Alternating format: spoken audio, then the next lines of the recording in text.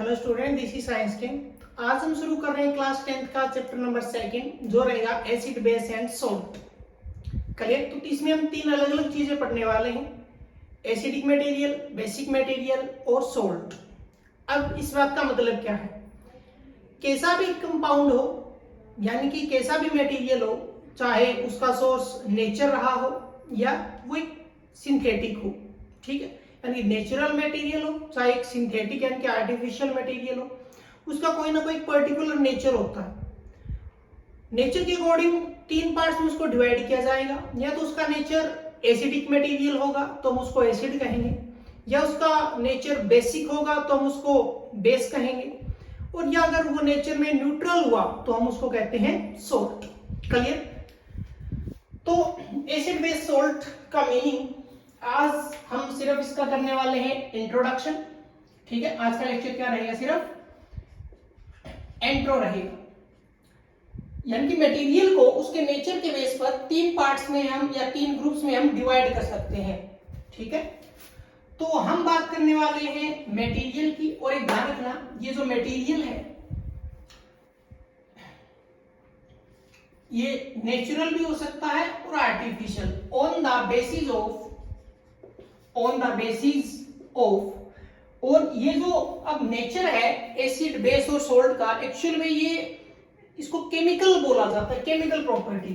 तो on the basis of nature हम लिखेंगे और साथ में क्या लिखेंगे, केमिकल प्रॉपर्टी।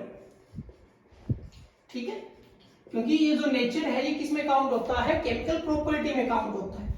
तो on the basis of nature या केमिकल प्रॉपर्टी, नेचुरल और artificial material divide in three groups. कितने ग्रुप्स में डिवाइड किया जाता है, तीन ग्रुप में वो डिवाइड किया जाएगा।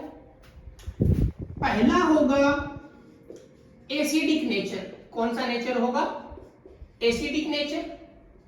दूसरा होगा बेसिक नेचर। क्लियर? और जो लास्ट होगा वो होगा न्यूट्रल नेचर। Neutral nature. अब जो एसिडिक नेचर है उसको हम कहेंगे एसिड, बेसिक नेचर को हम बोलेंगे बेस, और जो न्यूट्रल नेचर है वो होगा सोल्ट। तो एनवायरनमेंट में जो मटेरियल है चाहे वो नेचुरल हो या सिंथेटिक हो, और उसके नेचर और केमिकल प्रॉपर्टी के बेस पर उसको हम तीन पार्ट्स में डिवाइड करते हैं, एसिड, बेस और सोल्ट। अब क्वेश्चन ये आता है कि क्या ऐसा हमारे पास तरीका है जिसकी हेल्प से हम उनका नेचर फाइंड आउट करते हैं, कि कोई ना कोई हमारे पास एक ऐसा ऑप्शन होना चाहिए जो हमें नेचर को एक्सप्लेन कर सके। कौन कौन से तरीके हैं, क्या ऐसा प्रोसेस है? तो अब नेचर को फाइंड आउट करने के लिए, टू फाइंड द नेचर को फाइंड आउट करने के लिए किसका यूज किया जाता है, इंडिकेटर्स का यूज किया जाता है। Use the indicators. अब ये इंडिकेटर्स क्या होते हैं, ठीक है, इंडिकेटर हम लिख सकते हैं फिलहाल। तो यूज किसका किया जाता है, इंडिकेटर का यूज किया जाता है। क्लियर? तो अब कुल मिला के कहानी किस पर आकर रुक गई, इंडिकेटर पर आकर रुक गई। अब हमें डिस्कस किसको करना है, इंडिकेटर को डिस्कस करना है। क्लियर? तो ये बेसिक पार्ट था इसका। ध्यान रखना, नेचर कह सकते हैं, केमिकल प्रॉपर्टी कह सकते हैं, क्योंकि अगर याद है तो अगर हम फिजिकल प्रॉपर्टी और केमिकल प्रॉपर्टी जब लिखते हैं तो केमिकल प्रॉपर्टी में रिएक्टिविटी आता है, हीट ऑफ फॉर्मेशन आता है, हीट ऑफ कंबशन आता है, और उसका एसिडिक नेचर भी, बेसिक नेचर भी, यानी कि reaction with acid, reaction with base. तो पॉइंट क्लियर होने चाहिए। ओके, ठीक है, तो इंडिकेटर्स का हम यूज करते हैं। अब हम डिस्कस जो करने वाले हैं, जो हमारा फर्स्ट टॉपिक बनने वाला है, वो फर्स्ट टॉपिक क्या बनेगा कि इंडिकेटर्स होते क्या हैं। ठीक है, इंडिकेटर्स होते क्या हैं। अब इंडिकेटर का जो डेफिनेशन है वो अलग अलग देखने को मिलता है। कोई इसको डिफाइन करता है तो ये डाई डिफाइन करता है, ठीक है, अलग अलग हो सकता है। तो अब हम हमारा फर्स्ट टॉपिक जो बनाने वाले हैं वो हम बनाने वाले हैं इंडिकेटर। अब इंडिकेटर को हम क्या बोल सकते हैं? हम बोल सकते हैं कि ऐसा स्पेशल मटेरियल हो सकता है, चाहे वो पाउडर फॉर्म में हो, चाहे सॉल्यूशन फॉर्म में हो, चाहे पेपर फॉर्म में हो। पेपर मतलब एज ए स्ट्रिप, ओके। तो ये हमें डिफाइन करता है नेचर को। क्लियर? मतलब एक स्पेशल मटेरियल है, सभी चीजों का यूज करके हम नहीं बता सकते। क्लियर? तो इंडिकेटर्स के बारे में it is the special material, ठीक है, which is tell about the nature of, which is tell about the nature of material, या कोई भी केमिकल कंपाउंड भी हो सकता है, कैसा भी मटेरियल या केमिकल कंपाउंड। एक स्पेशल मटेरियल या स्पेशल सब्सटेंस होता है जिसका यूज किया जाता है to find out the nature of, देखो वर्ड एक जैसे ना हो तो हम चेंज कर सकते हैं, to find out the nature of other material और केमिकल कंपाउंड या सब्सटेंसेस। क्लियर?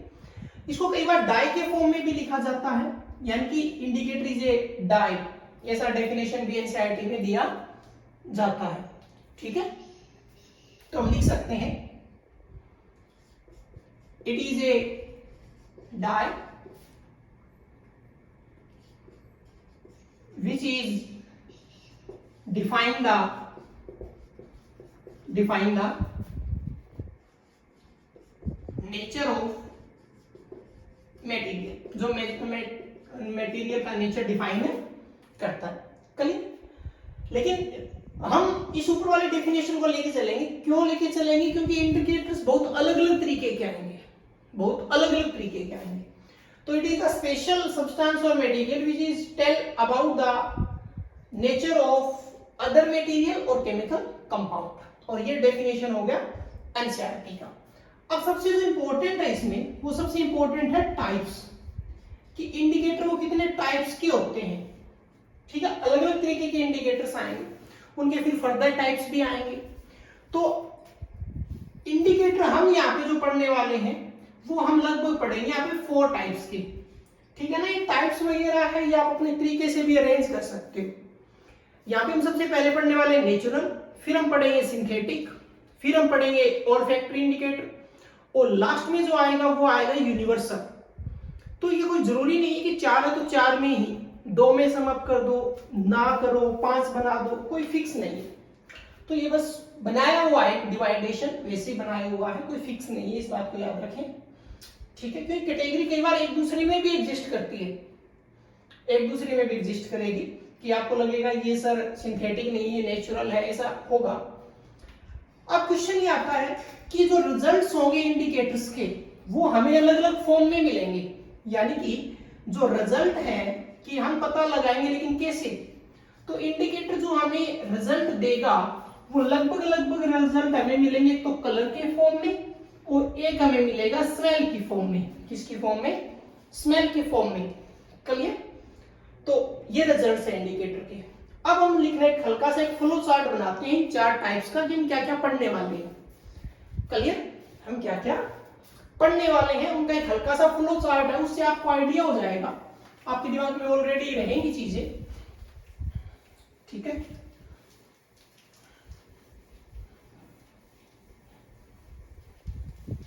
तो अब हम एक फ्लो चार्ट बनाएंगे।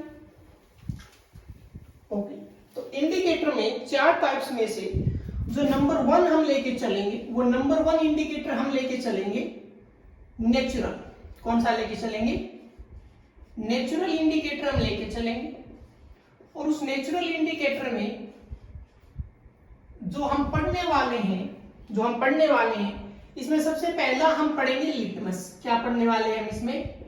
लिटमस पेपर, जो 2 तरीके का होगा, एक तो होगा ब्लू और एक होगा रेड। क्लियर?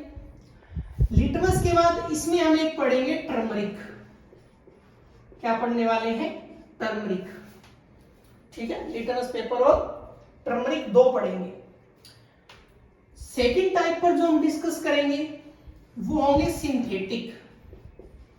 कौन से होंगे? सिंथेटिक। अब सिंथेटिक में जो आएगा फर्स्ट टाइप, तो एक तो हम पढ़ेंगे मिथाइल ऑरेंज।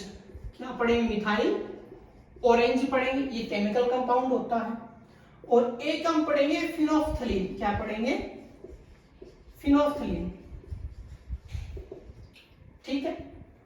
थर्ड नंबर पे जो हम डिस्कस करेंगे वो होगा ऑल्फैक्टरी इंडिकेटर, यानी कि एक स्मेल से जुड़ा हुआ। इन सभी में कलर आएंगे, ये कैसा आएगा? जो स्मेल से जुड़ा हुआ है। कैसा इंडिकेटर है ये? जो रिजल्ट किसमें देगा? स्मेल की फॉर्म में। इसमें हम बात कर रहे हैं क्लोव की और ओनियन की। क्लियर? और उसके बाद आएगा नंबर 4, और नंबर 4 में आएगा यूनिवर्सल इंडिकेटर। क्या आएगा? Universal indicator. क्लियर? अब ये जो यूनिवर्सल है इसमें दो चीजें आएंगी। इसमें एक तो हम डिस्कस करेंगे पीएच पेपर। क्या डिस्कस करेंगे? PH paper.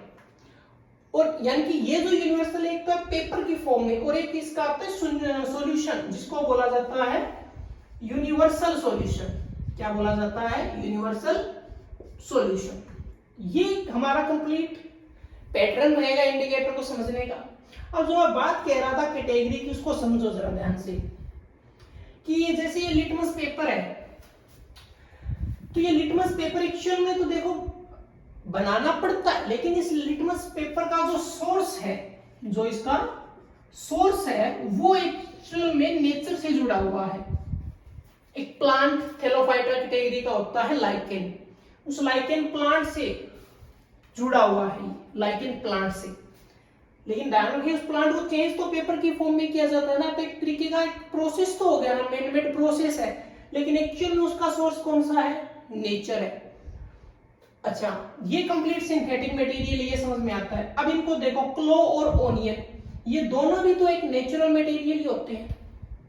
जो लौंग है और ओनियन जो है, प्याज जो है, ये दोनों भी तो नेचुरल मटेरियल है ना, लेकिन एक्चुअल में इनका रिजल्ट स्मेल की फॉर्म में आता है, तो इनको अलग कैटेगरी में डाल दिया। क्लियर? पीएच पेपर है, ये भी एक तरीके का सिंथेटिक ही होता है, इसको भी बनाना ही पड़ता है, लेकिन इसको यूनिवर्सल क्यों बोला? क्योंकि जो रिजल्ट हमें इन सबसे नहीं मिलते, वो रिजल्ट हमें यहां से मिलते हैं।